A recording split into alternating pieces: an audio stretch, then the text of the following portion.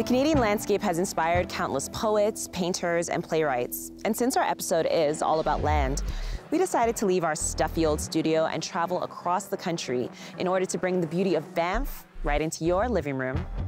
The heart of this work is an imagining of a future Toronto where all the elements of nature have sort of come back in. Do we want to live in a world where whales only exist in our imagination?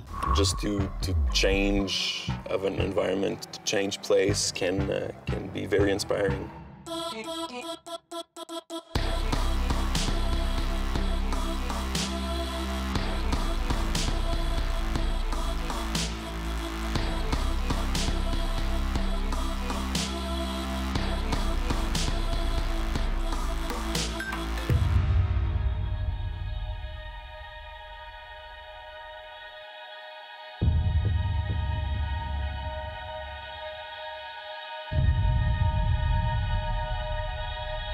This project I worked with Matthew Bort, who's the 3D artist, and he's phenomenally talented. And this work was a mixing and an evolution of work that he had done before, which was called Hypnagogic City. We worked together with the NFB and created a version of his future Toronto that became Biidaaban. Biidaaban is a VR experience. The heart of this work is an imagining of a future Toronto where all the elements of nature have sort of come back in.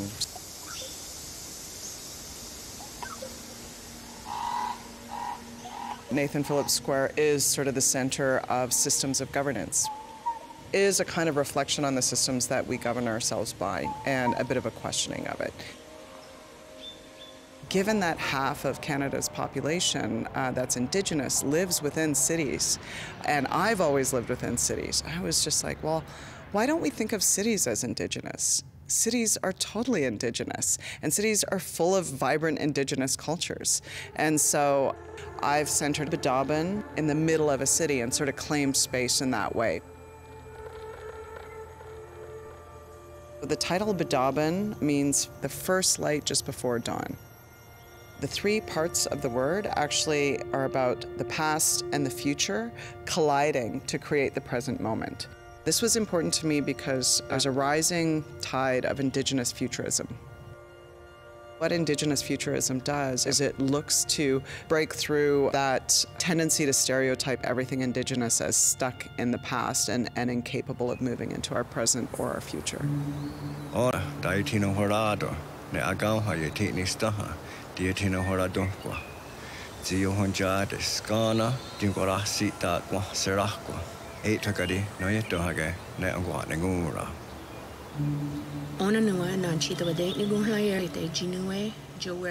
I knew that there would be language in a future Toronto, and I knew that the languages that would be included would be Wendat, Anishinaabemowin, and Ganyangeha, or Mohawk, and that's because those are the languages that have been traditionally spoken here.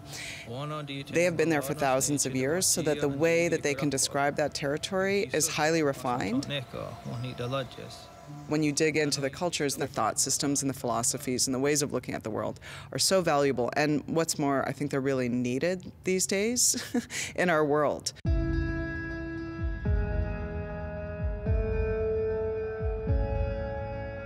I mean, let's go back 100 years in Toronto and take a look at photographs of what it looked like. We'd be blown away. It would seem so radically different from what we see today. As humans, though, we have a hard time projecting into a future where there could be more nature or a different vision of what this world could be. And I've done so much mentorship with Indigenous youth and emerging filmmakers. And so for me, it would be great to see that community and other communities we haven't heard from take their imaginations, use this technology to create new worlds that we can all experience. And that's what I would like to see my piece kind of provoke out in the world. It's so fascinating to see a future Toronto through an Indigenous lens. Seeing the stars at night while you're in the city doesn't sound so bad. I wouldn't mind hearing the hum of frogs and crickets steps away from City Hall, and I could probably get used to commuting via canoe. Might be a little tough when I'm wearing stilettos, but I'm guessing it would still be more reliable than the current transit system. In case you didn't know, you're watching CBC Arts Exhibitionists. I'm Amanda Paris. I'm bringing you today's show from the traditional territories of the people of the Treaty 7 region. Banff National Park, Canada's first national park, a UNESCO World Heritage Site, and for too many years, a place that the government declared was off limits to its traditional inhabitants. Today's show is all about land, from the way we affect it and the way it affects us, to our dreams and visions of what will become. That last one, the question of what will become of the land we occupy, is an urgent one. A recent UN report on climate change came with a terrifying warning. If we don't do something now, we are looking at a life or death scenario for many on the planet. In Prince Edward Island, a small community of residents have also been concerned about a river that's been negatively impacted by human activity. That concern led to the creation of a pageant, but pageant feels like the wrong word. It's more like a poem dedicated to the protection of the river. Take a look. We don't know what will happen in the end. Happen in the end. Happen in the end. We don't know what's good or bad or if anything matters in the end. The pageant really started 5 years ago, and I stopped here in PEI, in New Glasgow, where my sister had just opened a restaurant, and I'm from PEI, so I often come back here in the summer. And she and I were standing on the lawn of the restaurant looking at this river. I asked, well, why has it gotten so much shallower? And that progressed into a discussion about the environmental factors that have made the rivers, to some degree, unhealthier. I thought, wow, I'd love to do a kind of community theater pageant performance that in some way addressed that subject. Our principle thus far has been anyone who wants to be involved can be. And so far we have not refused anyone. I'm in the pageant and I'm the star of the show. Well, not quite, but... We fish eels and oysters and other things in the rivers and estuaries. And the water quality has been getting worse and worse. The farmers don't think it's their fault. The fishermen don't think Well, it's not the their fault. fisherman's fault. It's everybody's fault, though. It's right? the farmer's Everyone's fault. involved. Everyone's involved. The River Clyde pageant really brings forward some of the problems that people don't know about. It helps them think about it more. It's hard to change opinions, especially in a small place like this. No one wants to upset anyone, but sometimes it has to be done. The situation with the right whales in the Gulf of St. Lawrence has been a particularly contentious one because the right whales that are very close to becoming extinct have been getting entangled in fishing gear, I think especially crab gear. When right whales are seen in the area or one becomes entangled, there's a moratorium on fishing in that area, which of course affects the livelihood of all those fishermen. Because of right whales, there's not letting some lobster fishermen fish where they're supposed to fish.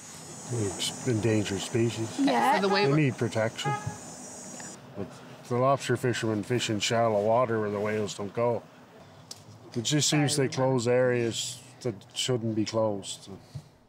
The idea of making this massive whale puppet and carrying it in the pageant, which is quite a labor, felt like an appropriate thing to try and do this year. They seem like a kind of a particularly potent example of the choice we have about how we want to live, what we want the world to look like in 10 years or 20 years or 50 years. Do we want to live in a world where whales only exist in our imagination? And arguably once, the last generation that had ever seen a whale is gone, then they'll only exist as, videos on YouTube or images in books. Or do we want to live in a world where we continue to coexist?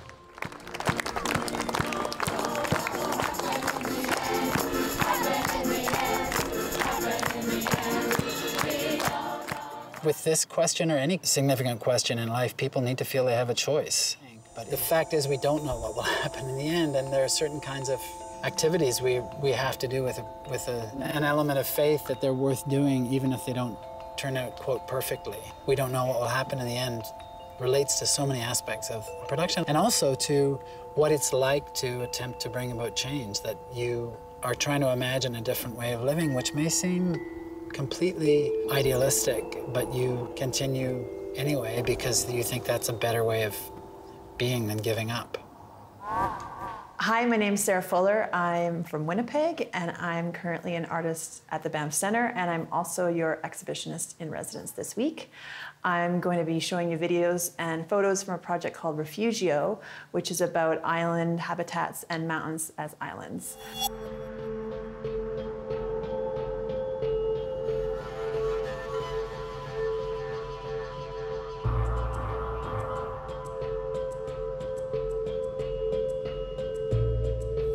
Coming up, this artist has a bird on his head, and he wears it while traveling the world, creating massive, dreamlike murals.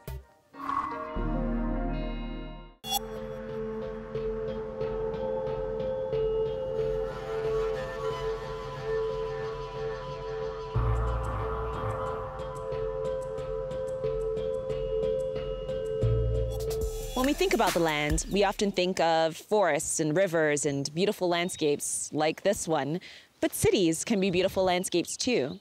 BirdO is an artist who wears a bird head. He spends his winters in hibernation, crafting ideas in his studio, but in the summer he emerges with spray can in hand, ready to craft surreal, geometric creatures on the sides of buildings. BirdO travels to towns and cities across the country, but before he puts paint to wall, he tries to learn the land.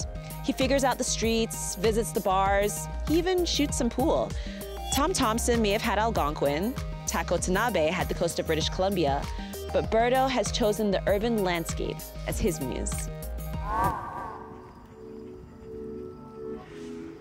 I first kind of, was familiarized with the culture via freight train graffiti, and I had a chance to really partake in the culture and see it kind of thrive in Canada.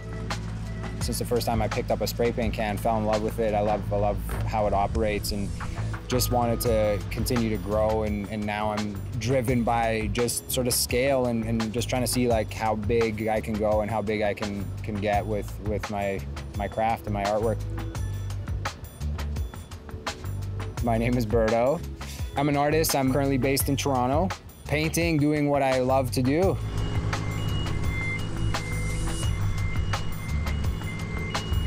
If I were known, I would probably be known for just painting like creatures on exterior surfaces.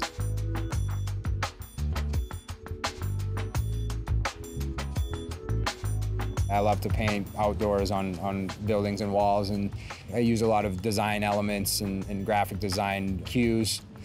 So I typically call them surreal geometric creatures. I suppose that's what someone would recognize from my work.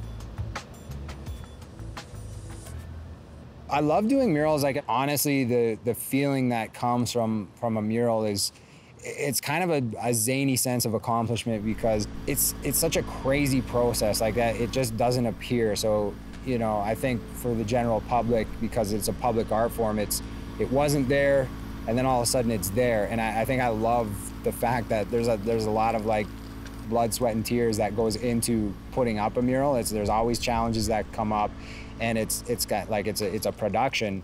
And when you're finished, it's the best feeling, like stepping back and just saying like, whoa, I did that? I did that. So it's like a crazy rewarding feeling when you get through it. And it's a feeling that I don't replicate often in many things I do.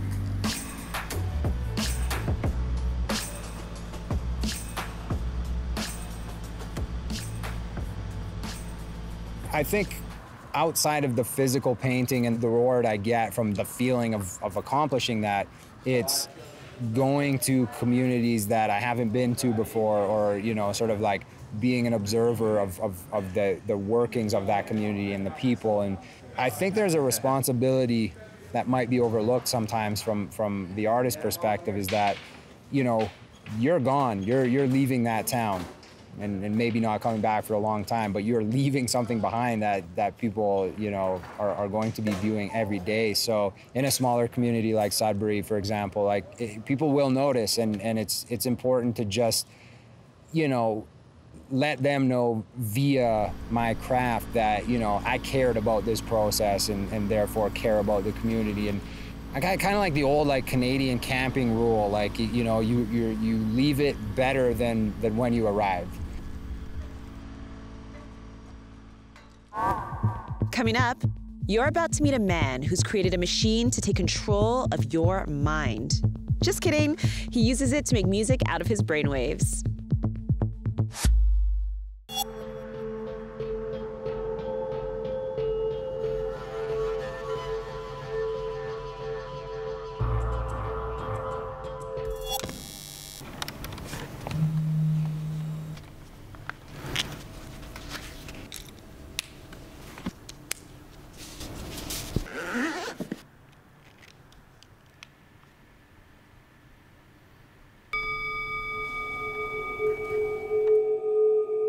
My name is Maxime Michaud. I'm a transdisciplinary artist from Montreal, and I play music with brainwaves. Woo!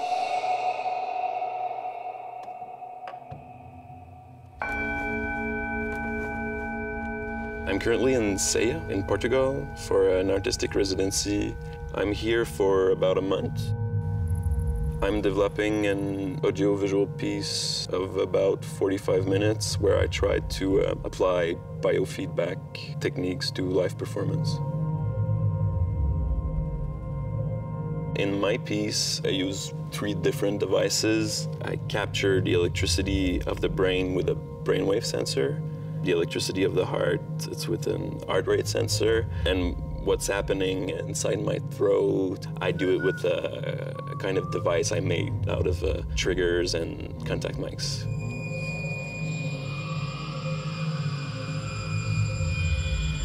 My kind of only reference as a human being is my body, and one of the main ideals of my project is to highlight the body as an instrument.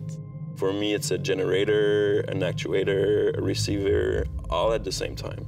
And I guess that kind of explains my use of such tools. What the device here does, it just like gets volts from my brain, and after I can do what I want with it. So I just transform it, put it in a software. Here is my basic interface, which interprets the brainwaves. For example, when I'm thinking very hard or when my brain activity is quite high, something will happen. Some sounds will probably appear. You can hear the wind sounds as I'm talking. And if I try to meditate, it will disappear and you'll have other sounds, maybe bird sounds. So let me just try.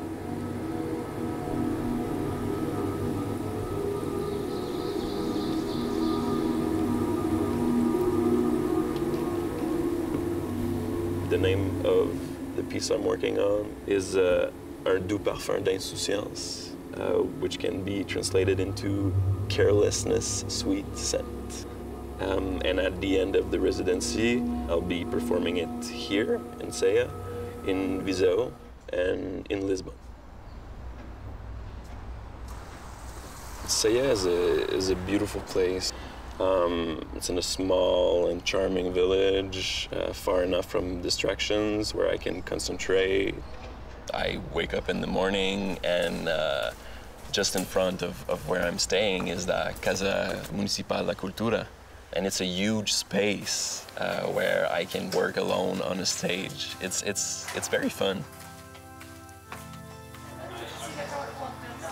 You know, sometimes just to change of an environment, change place can be very inspiring. Here I can devote myself to creation and like take the time to complete a work. And that's what I like about residencies. You have the possibility to share knowledge, to experiment, and be in a totally different environment. Wherever I go, I bring a couple of stuff with me. A little recorder. I record sound with this. This is actually 2 microphones that I put in my ears. So It simulates the human hearing. For me, a great exercise is just to walk around and just like wander and go into nature and then be very attentive to the different sounds and textures.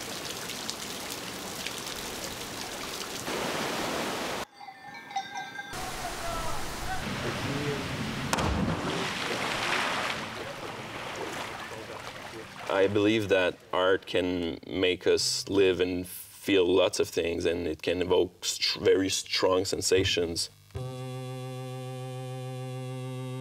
Using that kind of tools somehow makes me understand myself a bit more.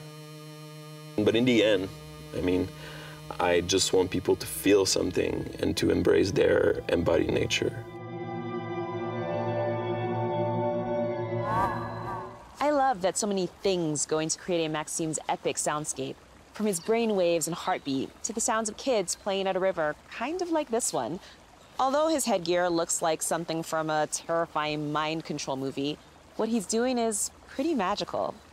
If there's an artist you think should be on CBC Arts Exhibitionist, or if you just want to share your own stories of land with me, the beautiful garden you've toiled over, the lake that inspired your writing, the land you decided to return to Indigenous people because you realized you're occupying stolen land, I'd love to see it all. Send me a message on Twitter, Instagram, or Facebook. Our handle is @CBC Arts. Tune in next week for another deep dive into the transformative world of Canadian artists. Peace.